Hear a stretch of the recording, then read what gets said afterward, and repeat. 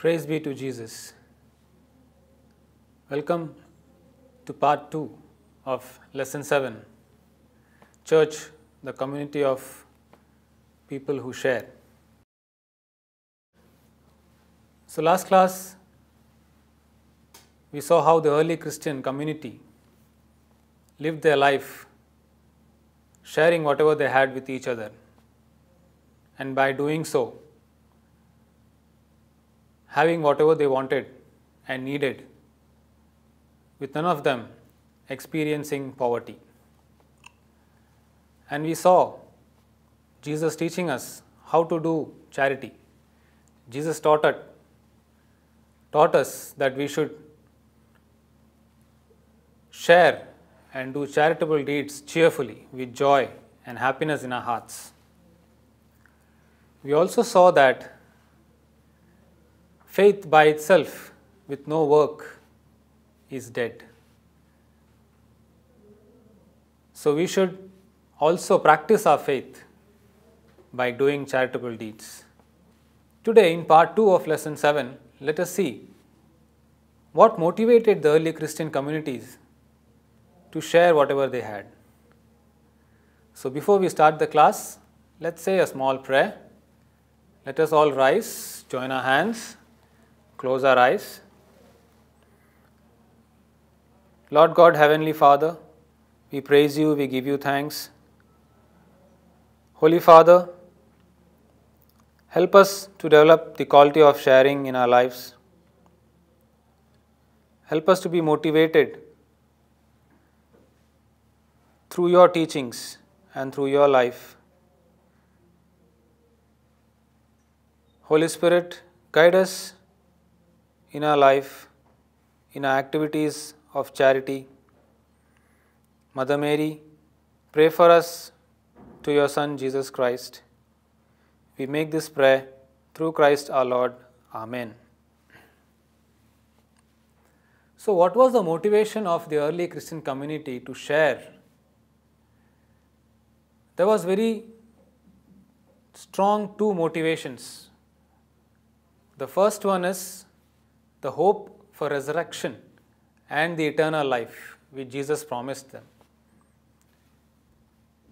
So they knew that Jesus had promised them that they would be resurrected from the dead and they would have eternal life in heaven with Jesus and the Holy Father. So that was the first motivation for the early Christian people to share whatever they had with the needy ones. And the second motivation was what Jesus taught them about the final judgment. So all of us pray the prayer, I believe, right? And in I believe, we come across a sentence saying that He will come again to judge the living and the dead. So the early Christian community was aware of the final judgment that is going to happen at the end of the time. And these two motivations, that is the resurrection and the eternal life and the final judgment, inspired the early Christian community to do charitable deeds. Those people who put their trust in material things, in money, fame, houses, cars, and so many other materialistic things that we have around us, if we put our trust in those materialistic things, we will not be able to share anything because we will be holding tight to all those material things. And it won't allow us to share those things with the needy ones. Let us listen to a story, an old story. I'm sure you must have heard of Alexander the Great. And he was a great king and a great conqueror. By the age of 32, he conquered a lot of kingdoms. In fact, he reached northern part of India, conquering all the kingdoms. And on his way back to home, he got sick and he had a very bad disease and he was on his deathbed. On his deathbed, he called his generals, the army generals, and he told them his death wish, and he had 3 death wishes. First was, when he dies, he wanted his physicians, his doctors, to carry his coffin. And the second death wish was, he wanted his generals to throw all the gold, the silver, all the diamonds and the jewelries that he had conquered in his life on the road, on the path to his graveyard. And the third death wish that he had was that both his hands should lie on both sides of his coffin, both his bare hands. Now his generals were surprised and they couldn't understand these strange death wishes. And they were afraid to ask him because he was so powerful. But there was one general who was too close to Alexander the Great. He went and asked him, "What are these 3 strange death wishes?" Alexander told him that he wanted the people in this world to know 3 things. First is that death is inevitable. No matter how good is your doctor, your physician, you cannot escape death. That was the first message. Second is, though he had conquered so many kingdoms and he had all the riches in the earth, he wanted to know, or he wanted the people to know that he is not taking anything with him. Everything that you acquire in this earth will be left behind. All material will be left behind. And the last death wish, the third one which he had, was keeping his both hands outside on both the sides of his coffin. He wanted the people to know that though he conquered hundreds of kingdoms, he is not taking anything with him to his grave. So that was the message that he wanted to give. So this awareness that whatever you acquire on this earth will be left behind when you die. You are not going to carry anything to your grave and to your eternal life. Once the early Christians had this awareness, they started sharing everything with the needy ones. So this great awareness that whatever you acquire in this earth is perishable leads us to the quality of sharing, helping others, showing compassion to others. And that is the quality we should have as true Christians. The Eucharistic sacrifice, it is, as we learnt in the previous chapter, the highest form of worship. And it is also the center of Christian life. And it gives us a big message of sharing. It urges us to share whatever we have. In the Eucharist, what is that is shared? We share the body and blood of Christ, is it not? It is taught to us by Jesus Christ Himself. He shared Himself for the sake of His people. And what we can share in our life, what all we have, what God has given us.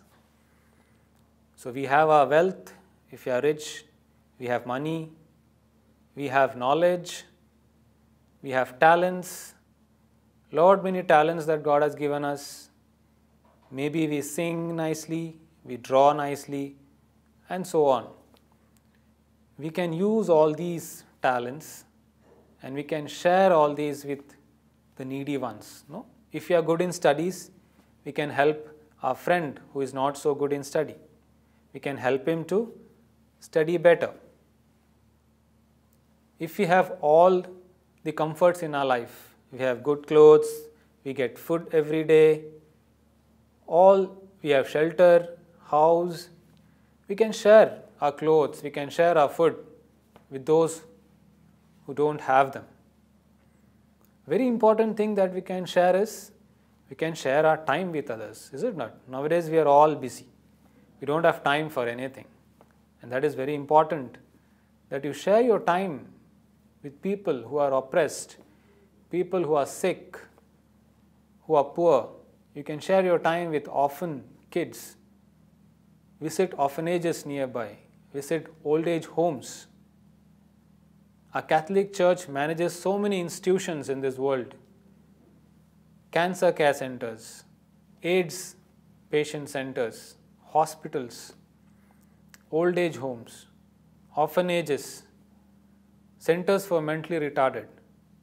So it is a responsibility that we take part in this charitable activities of the church. Now in the text, you must have read 3 names of 3 big personalities, or 3 big saints: Saint Father Damien, Saint Vincent de Paul, and Saint Teresa of Calcutta. Saint Father Damien, so you may see the picture. You see the first picture when Father was young, charming, handsome, and the other picture a few days before he died. He dedicated his whole life for the care of lepers. He treated them. He washed his wounds. He built hospitals for them, and God was with him. But 11 years down the line, he himself got the disease of leprosy, and he died as a leper, living with lepers. A very inspiring story, isn't it? Then we have our own Saint Teresa of Calcutta. She dedicated her whole life for the upliftment of the downtrodden, the abandoned, the people living on streets. We call her the mother of streets. A very touching incident in Saint Mother Teresa's life. One day she was out asking for food for her orphan kids in the orphanage, and she approached a shopkeeper. The shopkeeper was angry, and when she forwarded her palm, the shopkeeper spit on her palm. Very politely, Mother Teresa told, "I have got what I wanted, but please give something for my children." That is the humility she had, and the shopkeeper was totally astonished and was converted. Hence then, he has always helped Mother Teresa. So let's be motivated and inspired by these great saints who had dedicated their lives for the downtrodden and the abandoned people in the society. Let us also try to follow their footsteps. And let us also try to take part in the charitable activities of the church. You can go and visit any orphanages nearby or old age homes nearby. Maybe you can go for a charitable picnic along with your friends, your classmates, and from your parish. And try to take with you something to give them, to share. Spend some time with them. It will make them very happy, and God will love you for this. Let us remember the words, Matthew chapter 25, verses 40. "Truly I tell you, just as you did it to one of the least of these, my brethren, you did it to me." So let us make sure that we help poor people around us, pray for them, and take care of them. Let's close this class with a small prayer. Join your hands and close your eyes. Lord God Almighty, we praise you, we thank you. We seek your guidance in our life. Help us to get inspired and motivated by great saints like Father Damien and Saint Teresa of Calcutta. Help us to participate in the charitable activities of the Church. Holy Spirit, help us to be compassionate, kind, and let us have a generous heart. Mother Mary, be with us through our charitable activities. We make this prayer through Christ our Lord. Amen.